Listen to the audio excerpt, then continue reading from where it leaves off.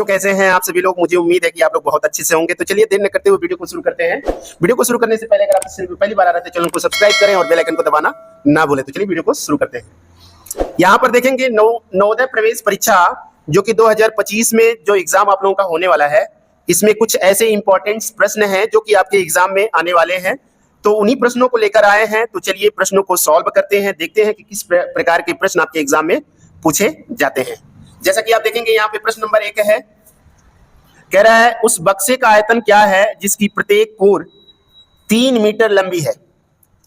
ठीक है ना, एक बक्सा है जिसका प्रत्येक जो कोर है यानी कि प्रत्येक भुजा की जो लंबाई है वो 3 मीटर है। कुछ इस तरह से है बक्सा, ठीक है ना। तो पूछ रहा है कि इसका आयतन क्या होगा। तो हम सभी को पता है कि आयतन का सूत्र क्या होता है। आयतन का सूत्र होता है a क्यूब, यानी कि आयतन का जो सूत्र होता है a क्यूब होता है। तो भाई 3 में अगर हम क्या कर लेते हैं 3 इस तरह से, यानी कि 3 पे पावर 3, 3 त्रिक का 9, 9 त्रिक 27। तो हमारा ये कौन सा ऑप्शन सही होगा, ये बी वाला ऑप्शन राइट होगा। ठीक है ना।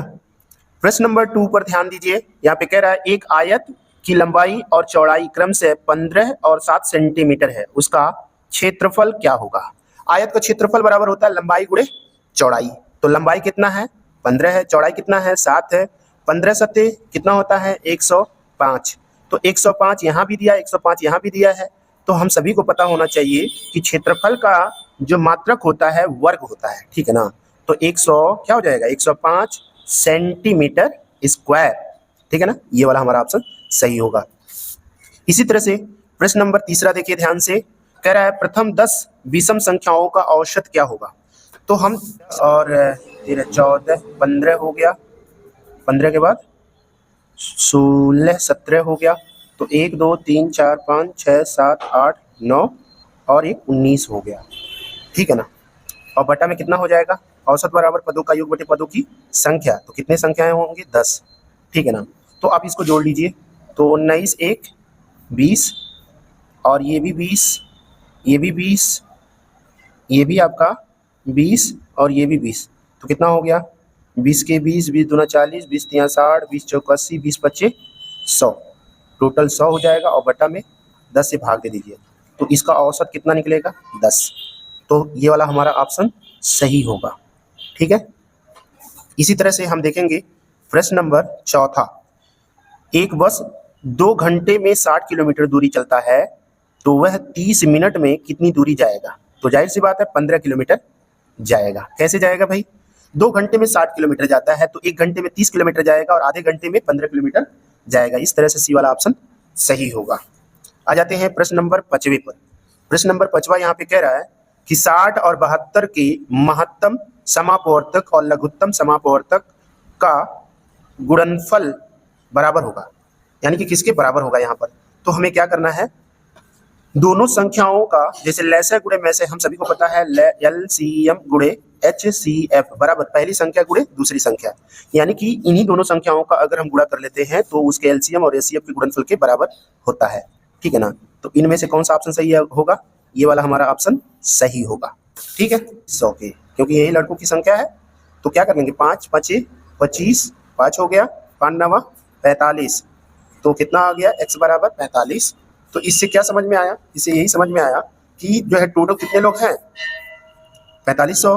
तो 4500 में अगर 2500 लड़के हैं तो 2000 क्या होंगी लड़कियां होंगी। ठीक है ना। अगले प्रश्न में आ जाते हैं। कह रहा है कि चाल 200 मीटर प्रति 20 सेकेंड तुल्य होगा किलोमीटर प्रति घंटे में। तो आप क्या कर लीजिए 200 प्रति 20 कर लीजिए, ये खत्म हो गया। इससे क्या मिला 10 m/s मिल गया। अच्छा, अब इसको km/h में बदलना है। तो 10 गुणे 18 बटा क्या हो जाएगा 5 होगा, 5 1 कम 5 5 दूना 10, 18 दूना 36 km/ क्या हो जाएगा h हो जाएगा। जैसा कि हम सभी को पता है मीटर प्रति सेकंड को km/h में बदलने के लिए 18/5 से गुणा करना चाहिए। ठीक है ना। तो इस हिसाब से हमारा ये वाला ऑप्शन सही होगा। ठीक है ना। आ जाते हैं इसी तरह से अगले प्रश्न में। प्रश्न नंबर देखेंगे 8वां, कह रहा है अनुज की आय एवं खर्च का अनुपात 8:5 है तो खर्च एवं बचत का अनुपात क्या होगा। सिंपल है भाई, 8 रुपया कमा रहा है, 5 रुपया खर्चा कर दे रहा है तो 3 रुपया बचत करेगा। और क्या रहा है खर्च एवं बचत, तो खर्च कितना कर रहा है 5 और बचत कितना कर रहा है 3, यही अनुपात होगा। बहुत ज्यादा दिमाग इस पे लगाने की जरूरत नहीं है, तो सी वाला ऑप्शन हमारा राइट होगा। ठीक है, अगले प्रश्न में आ जाते हैं। प्रश्न नंबर 9वां देखिए। प्रश्न नंबर 9वें में कह रहा है भिन्न के रूप में 33 सही 1/3 का प्रतिशत होगा। तो 33 या 99 और ये हो जाएगा 100/3। प्रतिशत को खत्म करने के लिए 100 से क्या करते हैं भाग देते हैं। ठीक है, 100 से 100 खत्म हो गया तो कितना हो गया 1/3। तो 1/3 हमारा ये वाला ऑप्शन राइट होगा। ये कह रहा है 0.003 बराबर है, तो हम क्या करेंगे यहाँ पर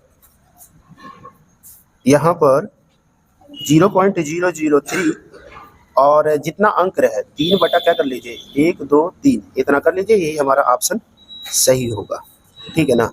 अच्छा, किसी भी नंबर में हम दशमलव का जब मल्टीप्लाई करते हैं, जैसे मान लेते हैं 0.302 इंटू 10, तो 10 का मल्टीप्लाई होने से ये एक अंक और बाहर निकल जाएगा। इस तरह से 13.03 यही होगा, 0.3 कह रहे हैं 0.2 होगा।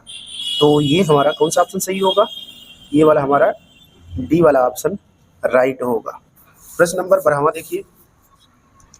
कह रहा है कि 78.0678 का दशमलव के 2 अंकों तक शुद्ध मान है।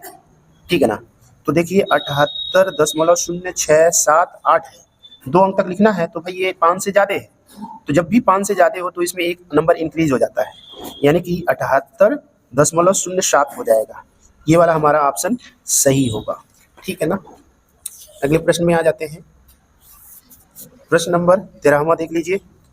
प्रश्न नंबर 13वां कह रहे हैं, ये 13वां ये प्रश्न एक कट गया है, इसको हम जो है 11 12 13 इसको मान लेते हैं, ये 14 हो जाएगा और ये 15 और ये 16 हो जाएगा। ठीक है, यहाँ पर देखिए इत्तेफाक से ये जो है थोड़ा सा गलती हो गया है, लेकिन फिलहाल चलिए इसको लगाते हैं।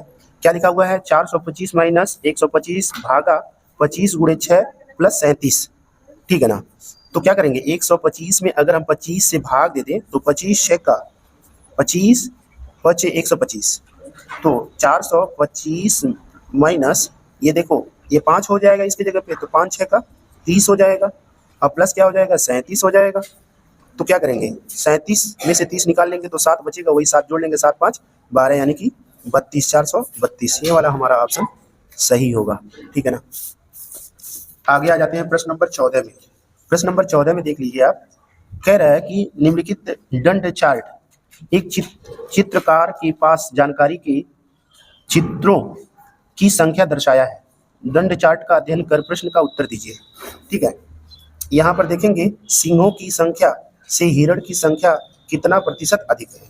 पहली बात तो ये हमें ध्यान देना है कि जो है यहाँ पर जैसा कि कह रहा है कि यहाँ पर सिंह कुल कितने हैं, सिंह है कितने हैं 50 है।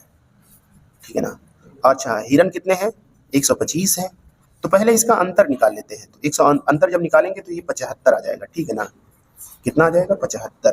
ठीक है ना, तो ये एक्स्ट्रा है। तो कह रहा सिंहों की संख्या से हिरण की संख्या कितना अधिक है। ठीक है ना, तो 75 गुणे 100 और बटा में किससे हम चेक कर रहे हैं सिंहों से, सिंहों की संख्या कितना है 50 है। तो 50 एकम 50 50 दूना 100 और ये हो जाएगा आपका 75 दूना 150 यानी कि 150%। ठीक है ना, ये वाला हमारा ऑप्शन सही होगा। ठीक है ना। अगले प्रश्न में आ जाते हैं। प्रश्न नंबर 15 देखिए।